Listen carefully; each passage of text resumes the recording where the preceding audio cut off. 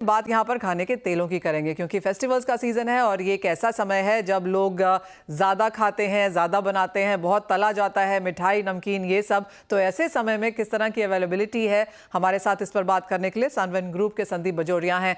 Sandeep ji, before हम availability और demand की यहाँ पर बात करें, जिस तरह के पाम ऑयल इम्पोर्ट के नंबर्स हैं for the month of September and consecutive 5th month जब यहाँ पर हमने इम्पोर्ट गिरते हुए देखे हैं, आप इस ट्रेंड को पहले तो कैसे एनालाइज कर रहे हैं? मनीषा जी, आप सबको बहुत शुभकामनाएं फेस्टिवल सीजन की। पाम ऑयल का इंपोर्ट कम इसलिए हो रहा है कि पाम सब में महंगा तेल हो गया है। वो पाम ऑयल जो एक में सब में सस्ता तेल हुआ करता था और वो सनफ्लावर और सोयाबीन से 150-200 डॉलर कम से कम नीचे बिकता था, वो अब $50 ऊंचा बिक रहा है।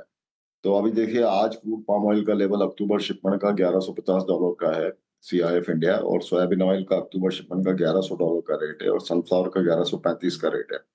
तो बिकॉज़ पाम जो सस्ता तेल महँगा हो गया है, तो अभी इसका नाम ही हमने पाम की जगह पे पाम ऑलिव ऐसा कर दिया, बिकॉज़ ये पाम ऑलिव ऑलिव ऑयल की तरह भाग रहा है।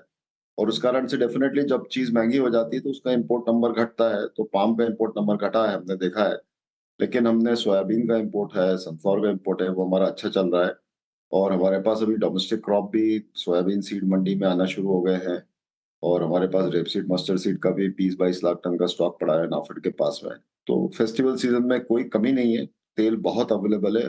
हर हर देश के हर कोने में, हर स्टेट में इनफ ऑयल अवेलेबल है और कंज्यूमर को कहीं कोई दिक्कत नहीं है फेस्टिवल सीजन में। Sandeep ji, as of now अगर एक अप्रोक्सीमेट ही यहाँ पर सेंस लें तो कितनी कितनी अवेलेबिलिटी, कितनी इन्वेंट्री होगी इंडियन मार्केट्स में ओवरऑल ऑयल्स की लेकर, और कितनी आपको लगता है डिमांड आगे जाने वाले मानो मंथ ऑन मंथ या फिर इस क्वार्टर में देखने को मिल सकती है? मनीषा जी, हमारा एनुअल कंजम्पशन तेलों का जो है 260 लाख टन का है। 19 किलो पर पर्सन पर ईयर, और 144 करोड़ की पॉपुलेशन में हम 260 लाख टन तेल कंज्यूम करते हैं। और 260 लाख टन तेल में से जैसे 160 लाख टन हम इंपोर्ट करते हैं और 100 लाख टन हमारा डोमेस्टिक प्रोडक्शन है। तो ये हमारा चौड़े-चौड़े इक्वेशन है। तो ये चौड़े इक्वेशन में मतलब हर महीने हमारा, आप समझ के चलिए, करीबन 21.5 लाख टन का कंजम्पशन होता है। तो हमारे कोई दिक्कत नहीं है, हमारे पास इंपोर्ट है, पोर्ट्स पे है, फैक्ट्रियों में माल है। वो खुद मिला के आप समझ के चलिए 10-12 लाख टन है, और उसके ऊपर से हमारा डोमेस्टिक ऑयल भी अवेलेबल है सब जगह पे। तो और इंपोर्ट कंटिन्यूअस आ रहा है। तो इसीलिए जो हमारी डिमांड है उस उतना माल या उससे थोड़ा ज़्यादा ही माल हमारे पास में भी है। और रादर हम 3 दिन से 4 दिन से महसूस कर रहे हैं कि थोड़ी डिमांड स्लो हो गई है।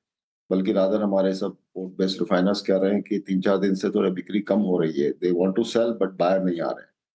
तो इसका कहना मतलब यही हो गया ना कि लोगों ने जो फेस्टिवल सीज़न के लिए बाइंग करनी थी वो कर चुके हैं। अब थोड़ी बहुत इंक्रीमेंटल बाइंग जो होगी सो होगी, और कहीं कोई किसी को दिक्कत नहीं है तेल मिलने में।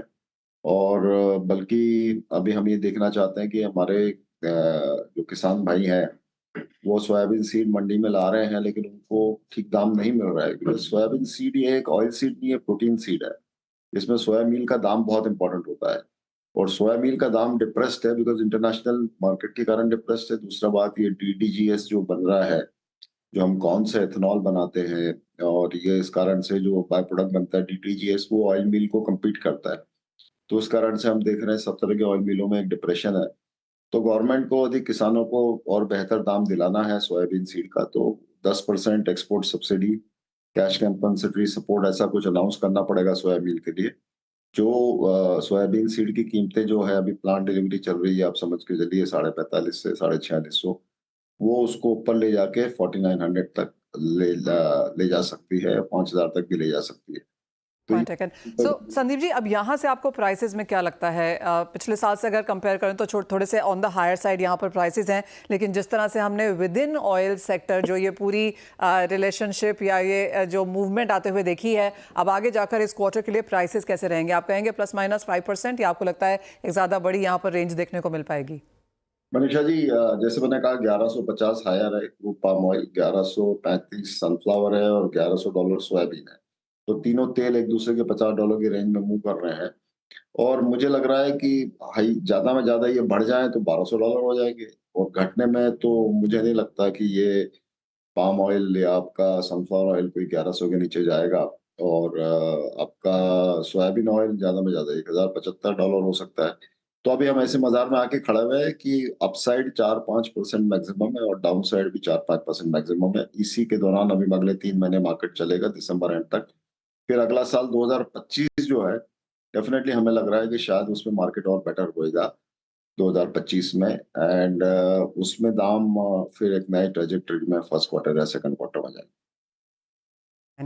ऑफ कोर्स नजर रहेगी, लेकिन ये जानना अच्छा है कि ये वाला जो क्वार्टर है बहुत ज़्यादा तेज़ी यहाँ पर खाने के तेलों में आती हुई नजर नहीं आ रही है। 2025 एक नया साल है और तब शायद प्राइसेस ज़्यादा देखने को मिलेंगे, लेकिन एज ऑफ नाउ फेस्टिवल्स के लिहाज से यहाँ पर पर्याप्त सप्लाईज हैं। एज ऑलवेज बहुत शुक्रिया मिस्टर बजोरिया साथ जुड़ने के लिए और उन तमाम एज अ सेक्टर पर बात भी करने के लिए। एक ब्रेक का समय है,